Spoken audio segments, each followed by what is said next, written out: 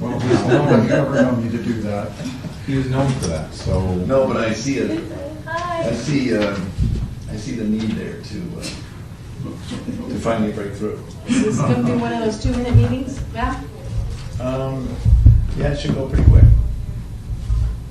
Although now that we're all expecting it, we will have a contingent come in petitioning Don't say that. ice cream trucks. Don't say that. Yeah, all the ice cream truck vendors are having trouble finding a parking place for ice cream trucks downstairs.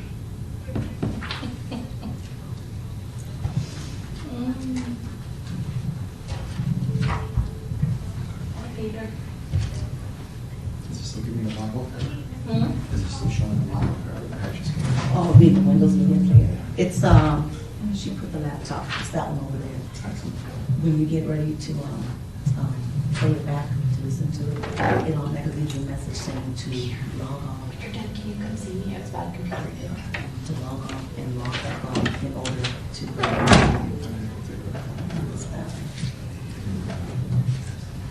Stevens, that's That's right, I just. Oh, well. Good, no credit for that one, thanks. Morning. Those days. Good morning, sir. Peter, I'll tell you. That's not very good time here, so. Hidden message or something.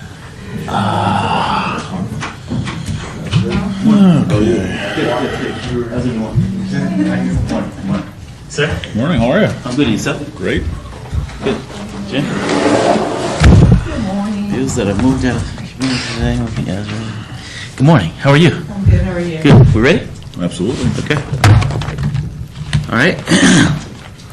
Good morning, everyone. I'll call the recommending meeting to order today at 9 a.m., September 14th, 2010. Are we in compliance with the open meeting law? Yes, we are. And also, as a reminder to everyone, bills that are moved out of committee today will be eligible for adoption at the October 6th City Council meeting. With that being said, we'll move to the first line item of business, which is Bill number 2010-40, authorizes under certain circumstances an extension of time regarding the expiration of certain non-conforming uses. And this is sponsored by Councilman Stephen Ross. Staff? What you have before you is some revisions to our language for non-conforming uses. What it does is just simplifies the general provisions and conditions for the allowable continuation, expansion, or relocation of non-conforming uses. It also clarifies what constitutes an abandonment of a non-conforming use, the time frame for the establishment of the use. And one of the things that's particularly different about this proposed text amendment, it allows the filing of an extension of time for non-conforming uses.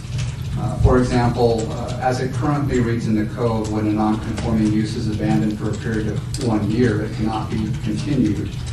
What we've done is added language allowing them to apply for an extension of time so that they can bring their case before City Council to see if there's any mitigating circumstances, which may help to fill vacant buildings that we have that otherwise could not be tenanted. And so again, the principal change here is relative to allowing an extension of time to be filed for non-conforming uses. Okay. And that's the update? That's the update. Okay, is there anyone here wishing to speak on this item? If so, please come forward and state your name for the record. Yes, please come to the microphone. State your name. Jim DeFiore, Manager of Business Services. We're actually in support of this bill because today you'll see that before City Council, you'll see agenda items on the business licensing portion where there is approval for gaming or there's approval for alcohol for a 1-day period. And that period is just to retain the rights of gaming or rights of alcohol for that location. This is very costly and onerous to the property owner or to the landlord. But with this bill here, I believe it's going to streamline the process and it's not going to be as costly. And generally speaking, the use itself should be a planning item, not a business licensing item. So I just wanted to add that piece. And we appreciate that, and thank you for that update and clarification. Is there anyone else wishing to speak on this item? Seeing none. Councilman? Motion to send to City Council for passage. All in favor? Aye. Aye, so moved. Bill number 2010-41 updates the city licensing regulation governing ice cream trucks, including revised provisions concerning hours of operation and signage, sponsored by Councilwoman Lois Tarkanian. Jim DiFiore, Business Licensing Manager again. This bill is intended to accomplish the following. It would define more clearly the vending period within a city park or public school grounds, being from 9 a.m. to 9 p.m. June 1st through August 31st, and 9 a.m. to 8 p.m. otherwise. It also defines differently in any residential area to be 10 a.m. to 8 p.m. between June 1st and August 31st, and 10 a.m. to 7 p.m. otherwise. It also adds soft drinks, fruit drinks, and hydration sports drinks and water to the definition of food products that would be allowable for sale. It increases the investigation fee from $50 to $150, which is consistent with other investigation fees the city has with Metro. It clarifies the licenses that are issued for one per vehicle. Today, what we do find is that the licensee will switch that license from one vehicle to another vehicle without notifying us. And we have certain standards for the vehicle. They have to have DMV registration and insurance, and they have to have specific signage, but when they switch a license to another vehicle, we're not able to make sure that the vehicle is operating properly. It increases the reinspection fee on the vehicle from $25 to $50. That would cover our cost for service by doing that additional inspection. It increases the annual business license fee from $100 to $125, a modest increase over that period of time. And it requires the licensee to state the business name and business telephone number on both sides of the truck, with a minimum height of 3 inches and made discernible by means of a minimum of 6 inches of blank space around the business name and the business telephone number. Today, there's not that requirement. And today, if we get a complaint about an unlicensed vehicle or a vehicle that may have taken money from children or whatever, we don't know, because there's no requirement for that name to be on that vehicle. So this would have a clear area where they would have to have the name and the telephone number, so that if a parent is out there, they're able to get that information, write it down, and call our office for us to investigate. And lastly, it requires the licensee to list the city as an additional insured on their insurance policy for the vehicle. Today they do that, but it's not a requirement code. We want to make sure that's a requirement code. Repeat that, if you will. Okay, it would list the city as an additional insured on their insurance policy for the vehicle.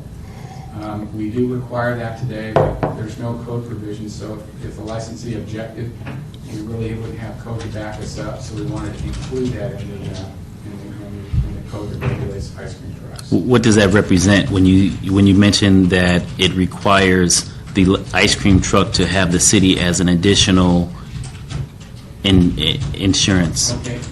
List of insurance. The city is named as an additional insured, I believe, and Val will help me on this, I think, that it holds the city, it won't hold the city liable for an accident that does take place in the city limits. So if I get hit by an ice cream truck, I don't believe I can sue the city if the city is an additional insured, or it means that the city has some protection from me driving in the city and being hit by that vehicle that's licensed by the city to operate that ice cream truck. Then now my question becomes more so to the council. How would the city be held liable for an auto accident due to the fact that an ice cream truck is licensed, has a business license through the city of Las Vegas? Because there are a number of businesses that operate motor vehicles that are licensed with the city, and I don't see how they either would have an opportunity to sue the city should they get involved in an accident. My guess or suspicion would be that a lawsuit against the city would be very difficult to prove, but I believe that you'll see it in a lot of lawsuits where if the city is involved some way, in this case by just means of a license, that the person that gets hit might want to try to sue the city to get money out of the city because of a licensed truck being involved in that accident. believe this should help protect the city from being a part and parcel to that lawsuit. For my part, committee members, I don't know why this is a typical requirement when we enter into a contract with somebody who has vehicles, for them to name us an additional insured. And I suppose there may be other license categories in our licensing code where we have this provision. I don't know why we have it in some and don't in others, but the typical scenario would be if somebody is involved in an accident, a vehicle accident involving an ice cream truck, and they name us either because a traffic control was there or not there, and then they would be required to have us covered on their insurance.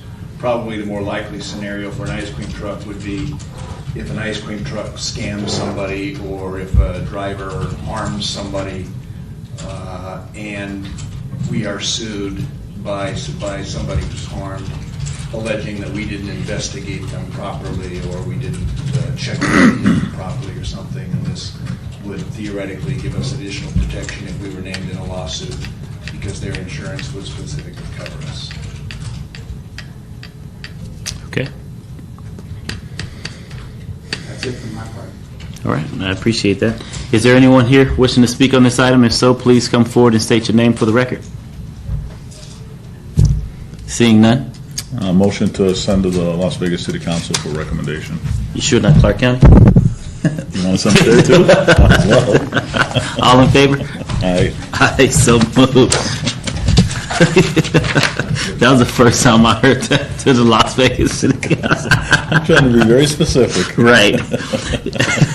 Thank you, staff. At this time, we are under citizens' participation. Citizens' participation, public comment during this portion of the agenda must be limited to matters within the jurisdiction of the committee. No subject may be acted upon by the committee unless that subject is on the agenda and is scheduled for action.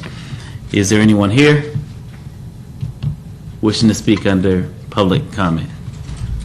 Okay. Seeing none, Councilman. Motion to adjourn. All in favor? Aye. Aye. You run great meetings there. Las Vegas City Council. Recommend to the committee. How are you? How are you? I'm good. How are you? You good? What am I signing today? Nothing. How you doing, Jim? I have a question for you. Oh, you have a question? This is on the